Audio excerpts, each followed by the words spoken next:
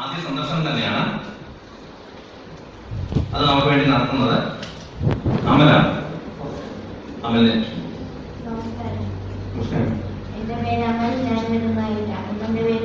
ഞാനൊരു ജോഷ്. ഞാനൊരു പ്രധാനപ്പെട്ട വിഷയത്തെ കുറിച്ച് സംസാരിച്ചാണ്. ദൈവവുമായി ഒരു നല്ല ബന്ധം വളർത്തിയെടുക്കാൻ നമ്മൾക്ക് എല്ലാവർക്കും ഇഷ്ടമാണ്.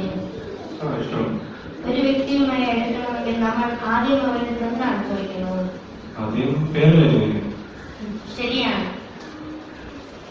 എന്താണ് ദൈവത്തിന്റെ പേര്? ദൈവത്തിന്റെ പേര് ദൈവം എന്ന് പറയാൻ കർത്താവ് പിതാവ് വിളിക്കാം. അതൊക്കെ അവരുടെ സ്ഥാനപ്പേരുകളല്ലേ? ഉദാഹരണത്തിന് പ്രസിഡന്റ്, പ്രൈം മിനിസ്റ്റർ, രാജാവ്, ഇതൊക്കെ സ്ഥാനപ്പേരുകളാണ്. അവർക്കും ഒരു വ്യക്തിപരമായ പേരുണ്ട്. ദൈവത്തിനും സ്ഥാനപ്പേരുകളുണ്ടെങ്കിലും ഒരു വ്യക്തിപരമായ പേരുണ്ട്. അതിനെ കുറിച്ച് തിരുവെഴുത്തുകൾ പറയുന്നത് നമുക്ക് തിരുവെഴുത്തുകൾ തിരിഞ്ഞാലോ. സങ്കീർത്തനം 83:18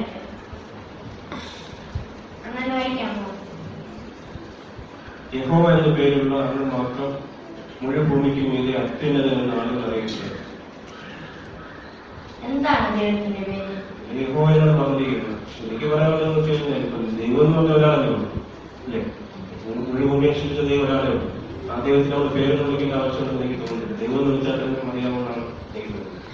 ദൈവത്തിന്റെ പേര് വിളിക്കണോ വേണ്ടയോ എന്ന് തീരുമാനിക്കുന്നത് ഓരോ വ്യക്തിയുമാണ്. ഇതിൽ ദൈവത്തിന്റെ ആഗ്രഹം എന്താണ് നമുക്ക് നോക്കിയാലോ. എന്റെ ഓർമ്മയിൽ ഒരു വാക്യം മനസ്സിൽ വരുന്നുണ്ട്.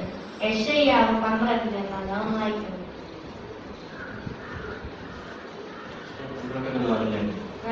അന്നാളിൽ നീ പറയും, യഹോവയോട് നന്ദി പറയും, തിരുനാമം വിളിച്ചപേക്ഷിക്കും. എന്ത് വിളിച്ചപേക്ഷിക്കാനാണ് പറയുന്നത്? ദൈവത്തിന്റെ നാമം വിളിച്ചപേക്ഷിക്കണം. ശരിയാണ്. വാക്യം വായിച്ചതിന് നന്ദി. ദൈവം നമുക്ക് തന്റെ പേര് വെളിപ്പെടുത്തി തന്നിട്ടുണ്ട്. അത് ദൈവവുമായി നല്ല ബന്ധം വളർത്തിയെടുക്കാനാണ്. അതിനെ കുറിച്ച് അടുത്ത ഭാഷയിൽ നമുക്ക് ചർച്ച ചെയ്യാം. ഞാൻ 2 ദിവസം കഴിഞ്ഞ് വരുന്നുണ്ട്. അപ്പം നമുക്ക് വലിയൊരു കാഴ്ചയാണ് പറഞ്ഞത്. ദൈവത്തിന്റെ പേരുണ്ടെന്നുള്ള കാര്യം മനസ്സിലാക്കാൻ സാധിക്കും. എല്ലാവരും അവർക്ക് വളരെ നന്ദിയുണ്ട്.